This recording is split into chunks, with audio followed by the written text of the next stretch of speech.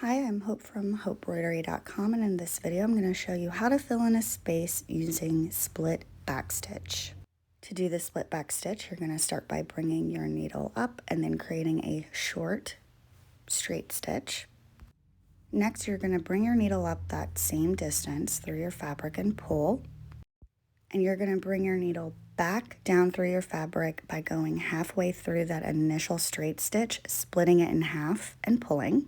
So that's where this stitch gets its name, split back stitch. So again, you come up and then bring your needle back down halfway through that last stitch that you did, splitting it in half and pulling. Now I do have a separate tutorial just for split back stitch available on my blog and on my channel here if that's something that you're interested in watching. I'm just gonna speed us up through this initial line of stitching to get us to the end.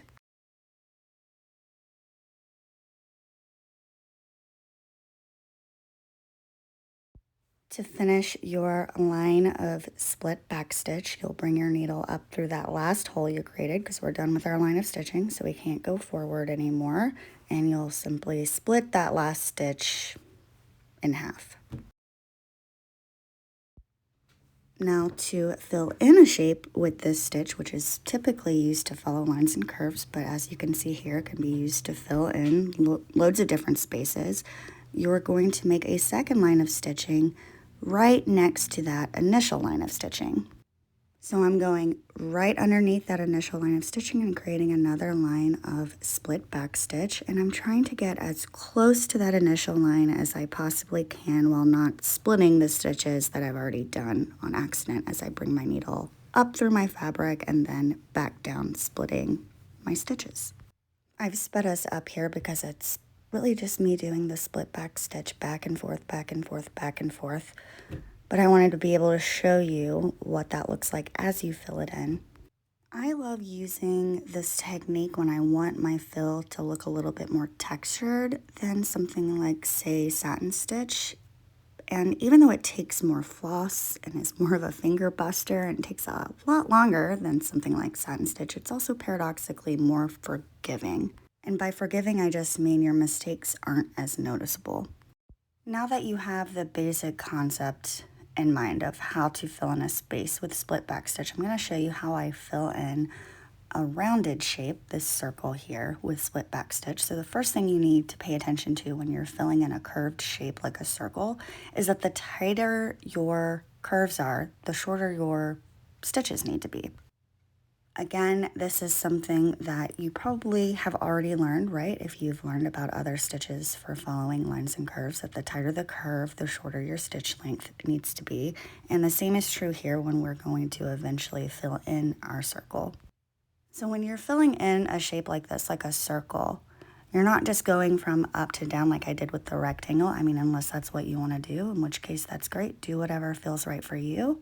But for this shape, I wanted it to look circular as the lines of stitching went inside. So what I'm doing here is bringing my needle just inside that initial line of stitching and then back down on that last stitch that I made.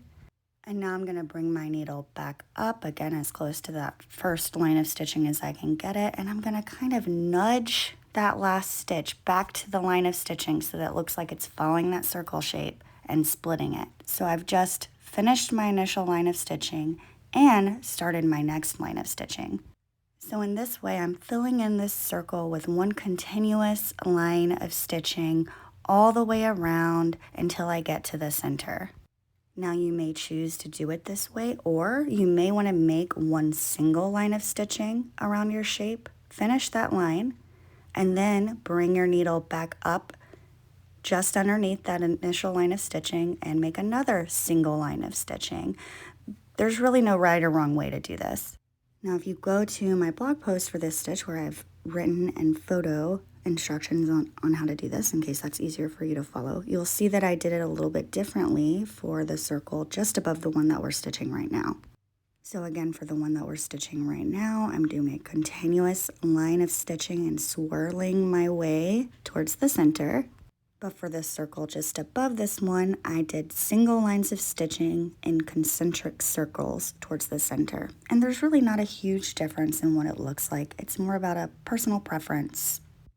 Now, in terms of my personal preference, if I'm filling in a smaller shape like this, I do like to do this swirly one single line of stitching method. But if I'm filling in a much larger shape, I prefer to use single lines of stitching and draw myself guidelines to make sure that I'm following the shape correctly as I create additional lines of stitching.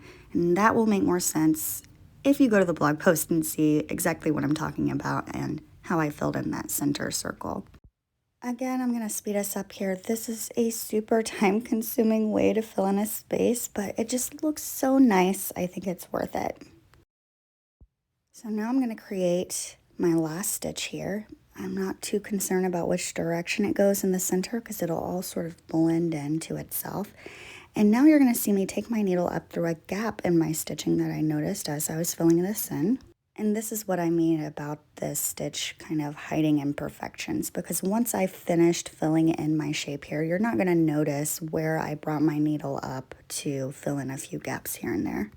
And similarly, although I'm doing my best here not to accidentally split any stitches that I've already made, if I do, you're not going to notice when I'm done. And that's how you do it. I hope this was helpful. If you are looking for other beginner-friendly embroidery tutorials like this, make sure to visit my blog. I will leave a few helpful links in the description of this video. Now, if you happened upon this video tutorial a bit randomly and you're looking for similar tutorials in the future and don't think you'll remember my name or my website, all you need to remember is embroiderytutorials.com. That'll take you straight to my blog. I hope this was helpful and happy stitching!